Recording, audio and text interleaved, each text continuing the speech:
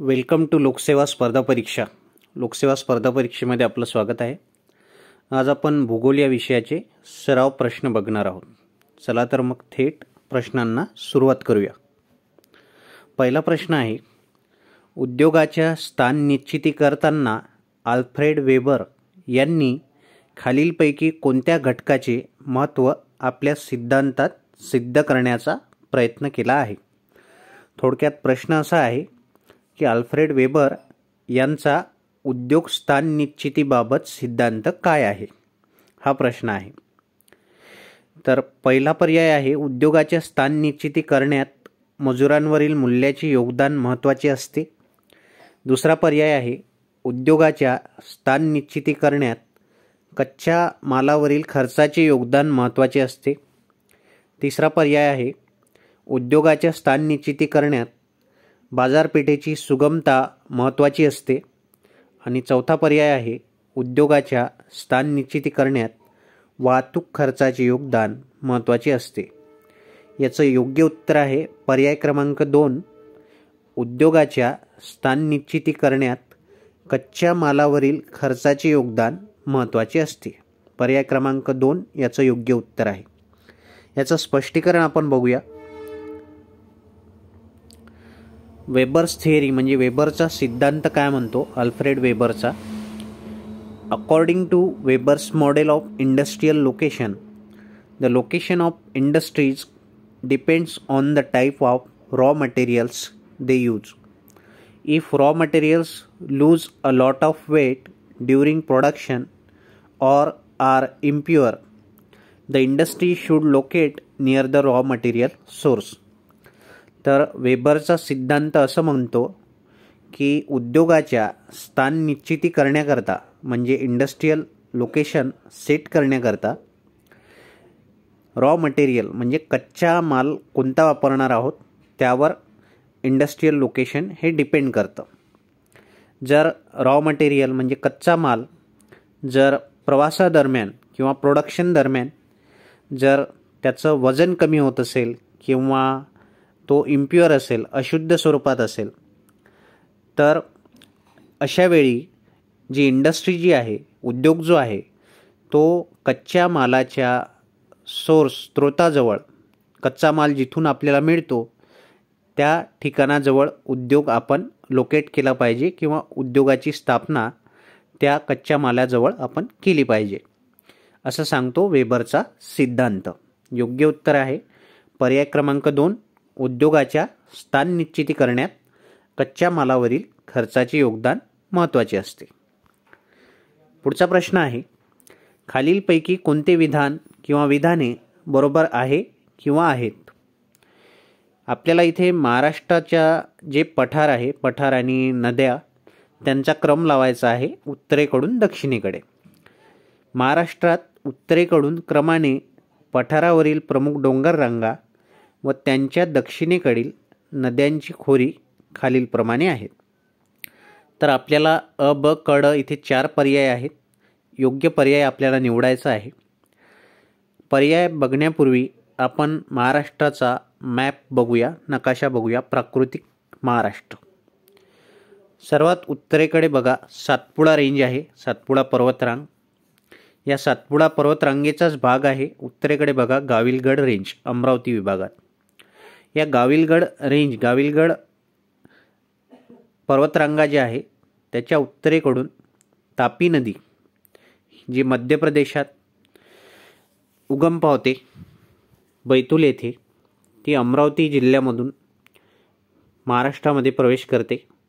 तर सर्वात उत्तरेकडे झाली तापी नदी, त्यानंतर सातपुडा पर्वतरांग, त्यानंतर सातपुडा पर्वतरांगेच्या दक्षिणेला म्हणजे तापी नदी अमरावती जिल्ह्यातून पुढे समोर जाऊन महाराष्ट्राच्या बाहेरून परत जळगाव जिल्ह्यात प्रवेश करते आणि तापी नदी आहे सातपुडा पर्वतरांगेच्या दक्षिणेला. आपण असं म्हणू शकतो की सातपुडा पर्वतरांगेच्या दक्षिणेला तापी पूर्णा खोरे आहे. त्यानंतर तापी पूर्णा खोरे त्याच्या दक्षिणेला सातमाळा रेंज, अजिंठा रेंज आहे. म्हणजे सातमाळा पर्वतरांग आणि अजिंठा पर्वतरांगा. आणि सातमाळा अजिंठा पर्वतरांगेच्या दक्षिणेला आपण बघू शकता गोदावरी नदी आहे, म्हणजे गोदावरीचे खोरे. गोदावरीच्या दक्षिणेला हरिश्चंद्र आणि बालाघाट ह्या पर्वतरांगा आहेत. हरिश्चंद्र आणि बालाघाट पर्वतरांगा. हरिश्चंद्र बालाघाट पर्वतरांगेच्या दक्षिणेला भीमा नदीचे खोरे आहे आणि भीमा नदी खोऱ्याच्या दक्षिणेला शंभू महादेव रेंज किंवा महादेव पर्वतरांगा आहेत. शंभू महादेव पर्वतरांगा आणि शंभू महादेव पर्वतरांगेच्या दक्षिणेला कृष्णा नदीचे खोरे आहे. तर हा आहे महाराष्ट्राचा प्राकृतिक नकाशा, फिजिकल मॅप. आता प्रश्न बघूया. पर्याय अ आहे सातपुडा पर्वतरांगेच्या दक्षिणेकडे तापी पूर्णा खोरे.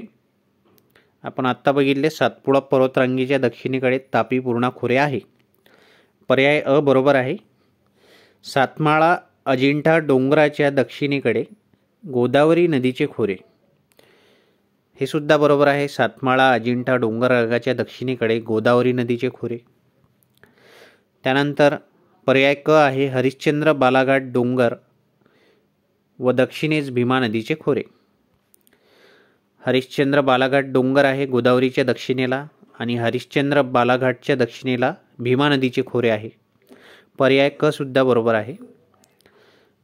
आणि पर्याय ड आहे शंभू महादेव डोंगर व दक्षिणेस कृष्णा नदीचे खोरे. तर पर्याय ड सुद्धा बरोबर आहे. शंभू महादेव डोंगर म्हणजे महादेव रेंज, त्याच्या दक्षिणेला कृष्णा नदीचे खोरे. तर दिलेल्या पर्यायांमध्ये अ, ब, क, ड हे चारही पर्याय इथे योग्य आहेत, बरोबर आहेत. पुढचा प्रश्न बघूया. पुढचा प्रश्न आहे गोदावरी व कृष्णा नद्यांच्या तुलनेत कावेरी नदीच्या पात्रात हिवाळ्यात पाण्याचे प्रमाण वाढते, याचं कारण काय आहे? पहिला पर्याय आहे नैऋत्य मान्सून वाऱ्यांमुळे कावेरी नदीच्या पात्रात पर्जन्यवृष्टी मोठ्या प्रमाणात होते. दुसरा पर्याय आहे ईशान्य मान्सून वाऱ्यांमुळे कावेरी नदीच्या पात्रात पर्जन्यवृष्टी मोठ्या प्रमाणात होते. तिसरा पर्याय आहे कावेरी नदीच्या पात्रात ईशान्य व नैऋत्य मान्सून वाऱ्यांपासून पर्जन्यवृष्टी होते. आणि चौथा पर्याय आहे कावेरी नदीच्या उपनद्या कावेरी नदीच्या पात्रात मोठ्या प्रमाणात पाण्याचा पुरवठा करतात. उत्तर बघण्यापूर्वी आपण स्पष्टीकरण बघूया. The Kaveri river has a unique locational advantage in the sense that it's upper catchment area receives rainfall during summer by the south west monsoon. Kaveri नदीचा जो उत्तरेकडचा भाग आहे, उत्तर खोरे आहे, कावेरीचे उत्तर खोरे, या कावेरीच्या उत्तर खोऱ्यामध्ये साऊथ वेस्ट मान्सून म्हणजे नैऋत्य मोसमी वाऱ्यांपासून उन्हाळ्यामध्ये पाणी मिळते किंवा पर्जन्यवृष्टी होते. And the lower catchment area during the winter season. आणि जो कावेरी नदीचा लोअर कॅचमेंट एरिया म्हणजे दक्षिण खोरं आहे कावेरीचं, इथे विंटर सीझन म्हणजे हिवाळ्यामध्ये पाऊस पडतो, पर्जन्य पडते. By the retreating north east monsoon.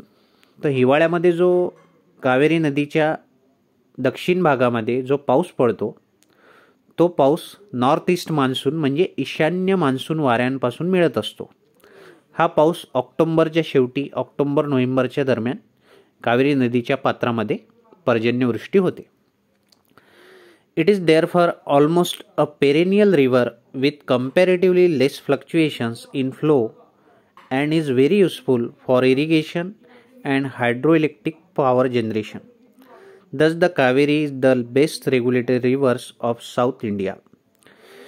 म्हणून कावेरी नदी जी आहे ही पेरेनियल रिव्हर आहे, म्हणजे वार्षिक वाहणारी नदी आहे. वर्षभर या नदीला पाणी राहतं आणि हिच्या फ्लोमध्ये प्रवाहामध्ये जास्त करून चढ उतार होत नाही. वर्षभर या नदीला पाणी राहतं आणि हे पाणी सिंचनासाठी आणि जलविद्युत प्रकल्पांसाठी, पॉवर जनरेशनसाठी वापरण्यात येतं. याचं योग्य उत्तर आहे ईशान्य मान्सून वाऱ्यांमुळे कावेरी नदीच्या पात्रात पर्जन्यवृष्टी मोठ्या प्रमाणात होते? कारण आपल्याला प्रश्न विचारला आहे, कावेरी नदीच्या पात्रात हिवाळ्यात पाण्याचे प्रमाण वाढते, हिवाळ्यात.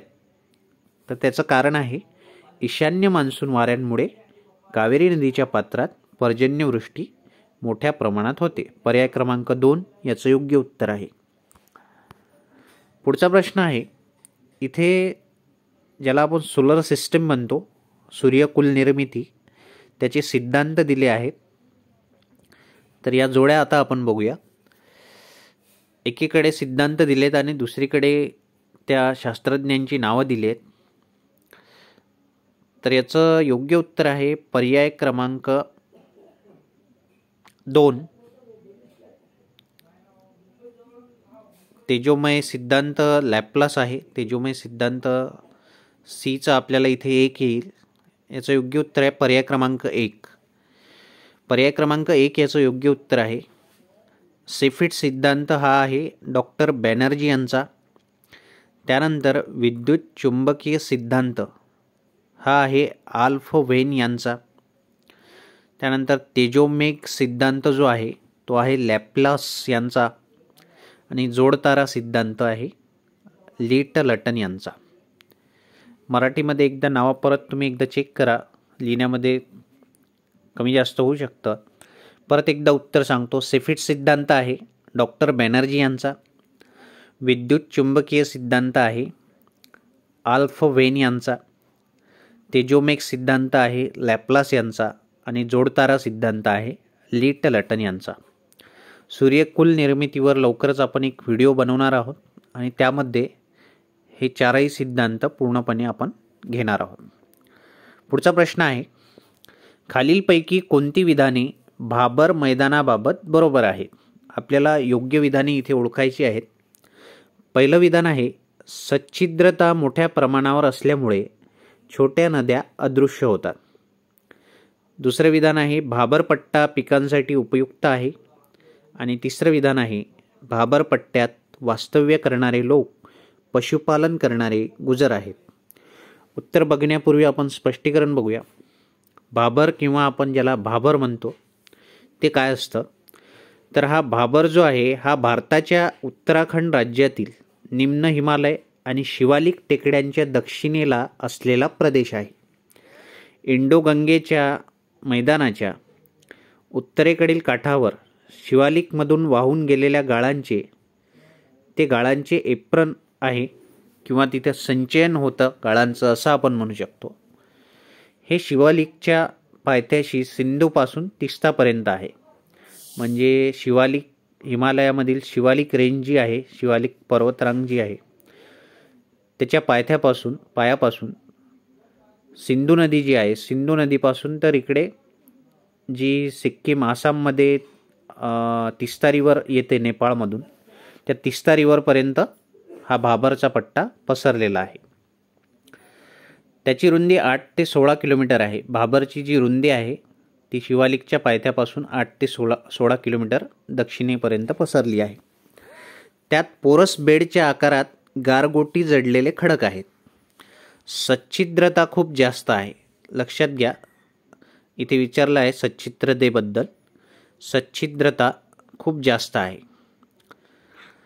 आणि त्यामुळे लहान नद्या अदृश्य होतात. त्यामुळे पहिलं विधान जे आहे, सच्छिद्रता मोठ्या प्रमाणावर असल्यामुळे छोट्या नद्या अदृश्य होतात, विधान अ इथे योग्य आहे. सच्छिद्रता खूप जास्त आहे आणि त्यामुळे लहान नद्या अदृश्य होतात. खडकांच्या सच्छिद्रतेमुळे प्रवाह नाहीसे होऊन भूगर्भात वाहून जातात, म्हणून विधान ए योग्य आहे.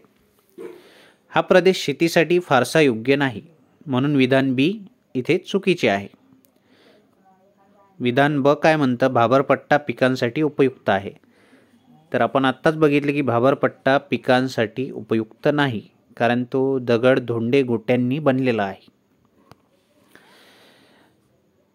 हे सच्छिद्र आणि खडकाळ मातीपासून बनलेले आहे, जे उच्च श्रेणीतून खाली धुतलेल्या ढिगाऱ्यापासून बनलेले आहे. येथील हवामान उपोष्णकटिबंधीय आहे आणि वनस्पती हिमालयी उपोष्णकटिबंधीय पाईन जंगले आहेत. पाईन जंगले म्हणजे पाईन वृक्ष या जंगलांमध्ये आढळतात, पाईन नावाचे वृक्ष. आणि हिमालयी उपोष्णकटिबंधीय विस्तृत पाने असलेली जंगले आहेत. हिमालयातील उपोष्णकटिबंधीय पाईन जंगलांमध्ये चीर वृक्षांचे प्राबल्य आहे. चीर नावाचे झाडं सुद्धा इथे आढळतात. आणि हिमालयाच्या उपोष्णकटिबंधीय विस्तृत पाने असलेली जंगलांमध्ये सालवृक्ष, सालवृक्षाला आपण काय म्हणतो, शोरिया रोबस्टा, हे सालवृक्ष सुद्धा या पाईन जंगलांमध्ये आढळतात. शोरिया रोबस्टा सालवृक्ष. भाबर मैदानातील रहिवासी हे गुरे पाळणारे गुर्जर आहेत, म्हणून विधान सी सुद्धा योग्य आहे. विधान क बघा, भाबर पट्ट्यात वास्तव्य करणारे लोक पशुपालन करणारे गुजर आहेत. तर विधान क इथे योग्य आहे. तर या प्रश्नाचं योग्य उत्तर, बरोबर उत्तर आहे पर्याय क्रमांक 1. विधान अ आणि विधान, या प्रश्नाचं योग्य उत्तर आहे पर्याय क्रमांक 3. विधान अ आणि विधान क योग्य आहे. विधान अ, सच्छिद्रता मोठ्या प्रमाणावर असल्यामुळे छोट्या नद्या भाबरमध्ये अदृश्य होतात, विधान अयोग्य आहे. आणि विधान क, भाबर पट्ट्यात वास्तव्य करणारे लोक पशुपालन करणारे गुजर आहेत, विधान अ आणि विधान क इथे योग्य आहे. इंग्लिशमध्ये इथं एक्सप्लेनेशन आपण बघू शकतो. The Bhabar plains are located to the south of Shivalik from Jammu to Assam. The breadth and width of the Bhabar plains is more in the western region as compared to the eastern region. The Bhabar tract comprises gravel and unassorted sediment deposits. ज्याला आपण छोटी छोटी दगड गोटे ज्याला म्हणतो त्याला gravel आणि अनअसॉर्टेड sediment म्हणतो आपण. जो गाळ वाहून आणतात नद्या, हिमालयीन नद्या, त्याला ग्रॅव्हल आणि अनअसॉर्टेड सेडिमेंट आपण म्हणतो. This sediment present in the soil is deposited by rivers descending from the Himalayan mountains. This region is not good for cultivation. पिकांसाठी भाबर हा पट्टा चांगला नाही. क्रॉप कल्टिवेशन इथे होत नाही. हा एकतर गवताळ प्रदेश आहे किंवा थोडा जंगली प्रदेश आहे. पाईन वृक्ष इथे आढळतात. पाईन, साल, चीर हे वृक्ष इथे आढळतात. The area is popular with big trees with large roots. यामध्ये मोठमोठी वृक्ष आढळतात ज्यांची मुळे मोठी आहेत. Big trees with large roots. पुढचा प्रश्न आहे, जनगणना 2011 प्रमाणे खालील जिल्ह्यांचा लोकसंख्येच्या घनतेप्रमाणे उतरता क्रम लावा. लोकसंख्येची घनता म्हणजे पॉप्युलेशन डेन्सिटी.